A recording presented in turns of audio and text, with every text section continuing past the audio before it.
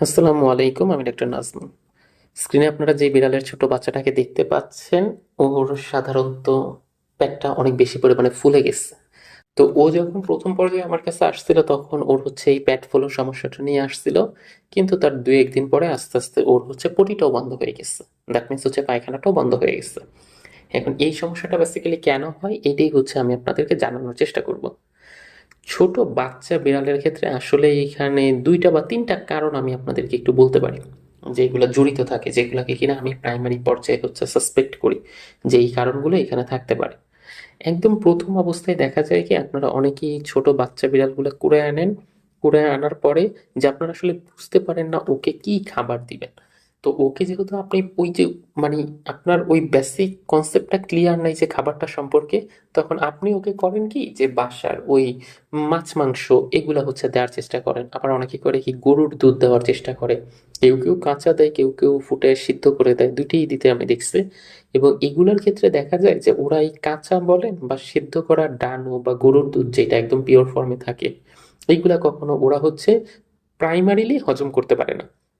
এখন এখানে আপনাদের মনে প্রশ্ন আসতে পারে যে স্যার, তাহলে ওর মায়ের বুকের দুধ কিভাবে হজম করে, ও যে গরুরটা পারতেছে না? সাধারণত ওর মায়ের বুকের দুধে ল্যাকটোজের পরিমাণটা কম থাকে, যেটা কিনা গরুর দুধে আরো পরিমাণ অনেক বেশি থাকে। এখন এই ল্যাকটোজটা যদি ওর ওই বডিতে, তো আলটিমেটলি হজম ক্রিয়াটাও তখনও একটু ভালো থাকতে হবে, কিন্তু তখন তার হজম ক্রিয়াটা অতটা ভালো থাকে না। যার কারণে ওর ওই হজম শক্তি কম থাকার কারণে এই ল্যাকটোজ ইনটলারেন্স যেটাকে আমরা বলি, এই সমস্যাটা আলটিমেটলি তৈরি হয়। এবং এই ক্ষেত্রে আপনি দেখবেন কি যে ও না ওই পেটটা আস্তে আস্তে গ্যাস হইতে হইতে অনেকটা বেশি পরিমাণে ফুলে যাচ্ছে, যেটা কিনা এই বাচ্চাটার ক্ষেত্রেও আপনারা হচ্ছে দেখলেন। এইটা একটা কারণ হয় যে এরকম এলোমেলো ধরনের খাবার দেওয়ার কারণে। সেকেন্ড, অনেক সময় আমার কাছে এরকম দেখি যে ছোট বাচ্চাদের এত বেশি পরিমাণে কৃমি থাকে যে এই কৃমির কারণে ওদের যে ওই খাদ্যনালী যেটা আছে ওইটার তো অবস্ট্রাকশন হয়ে যায়, মানে ওইটা ব্লকেজ হয়ে আটকে যায়।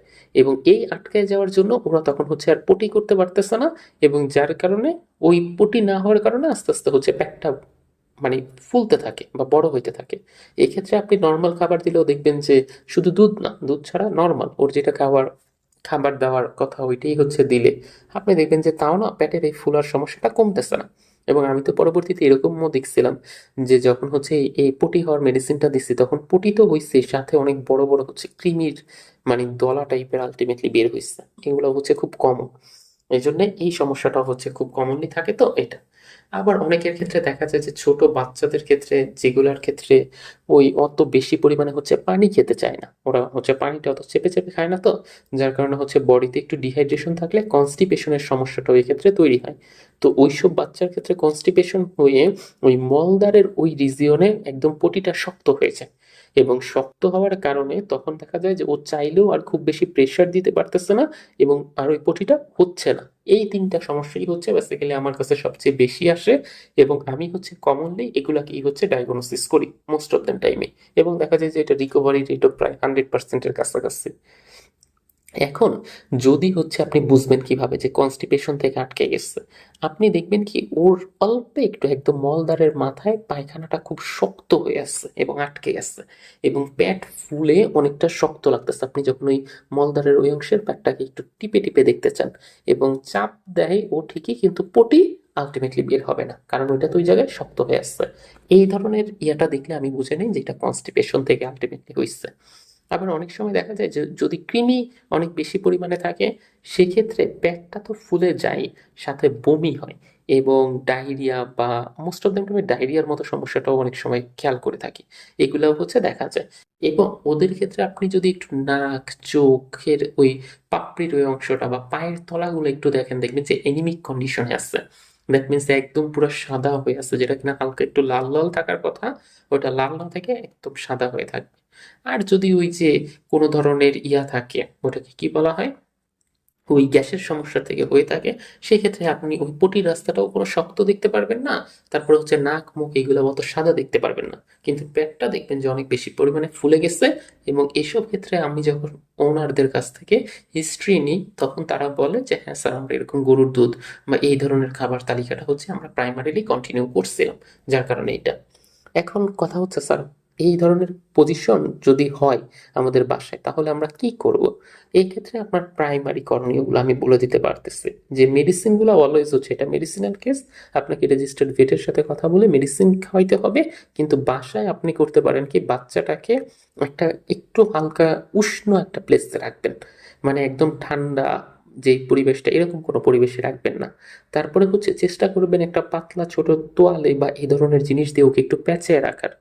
আর বয়স যদি একদমই কম হয়, তাহলে হচ্ছে আরেকটা কাজ করতে পারেন, ওই যে মলদ্বারের যেই এরিয়াটা আছে, ওই জায়গাটা একটু আঙুল দিয়ে হালকা করে রাবিং করে দিতে পারেন, যাতে করে ওইখানে একটা স্টিমুলেশন পাবে এবং পটি করার সম্ভাবনাটা আর একটু বেড়ে যাবে। এটা কিন্তু খুব ছোট বাচ্চাদের ক্ষেত্রে করলে অনেক সময় দেখা যায় যে পটিটা হয়ে যায়। তবে প্যাট যদি খুব বেশি পরিমাণে শক্ত মনে হয় বা টাইট মনে হয়, তাহলে খুব বেশি জোরে চাপ দেওয়া যাবে না। কিন্তু হালকা করে আপনি একটু মাসাজ করে দিলেও দেখা যাবে অনেক সময় পটিটা বের হয়ে আসে, একটু ভেঙে দিন দেওয়ার চেষ্টা করলে। তবে এটা আপনারা পারবেন না, এটা রেজিস্টার্ড ভেটের কাছে নিয়ে গেলে উনি এনেমার মাধ্যমে বের করে দিবেন।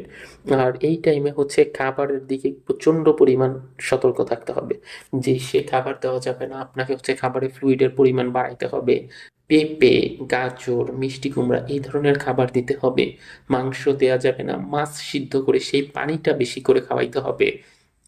প্লাস মুখে আদার্স আরও কিছু মেডিসিন আছে, সেইটা ওর শারীরিক কন্ডিশন প্লাস ওয়েট দেখে তারপরে হচ্ছে আপনাকে খাওয়াইতে হবে। এই জন্য এই ধরনের কন্ডিশনগুলো আমি সবসময় আপনাদেরকে পরামর্শ দিব।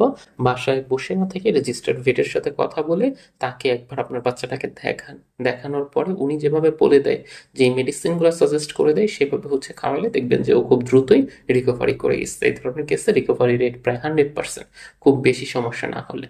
আর ওই মেডিসিনের পরেও যদি হচ্ছে এটা রিকভারি না করে বা ঠিক না হয়, ওই পটিটা ঠিক মতো না বের হচ্ছে বা গ্যাসটা না কমতেছে, সেসব ক্ষেত্রে আপনাকে এনিমা করাইতে হয়।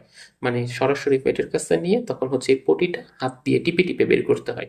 তো সেটা পরবর্তী কেস, আগে হচ্ছে প্রাইমারি ব্যাপারগুলোই আপনি কন্টিনিউ করবেন, তারপরেরটা হচ্ছে পরে।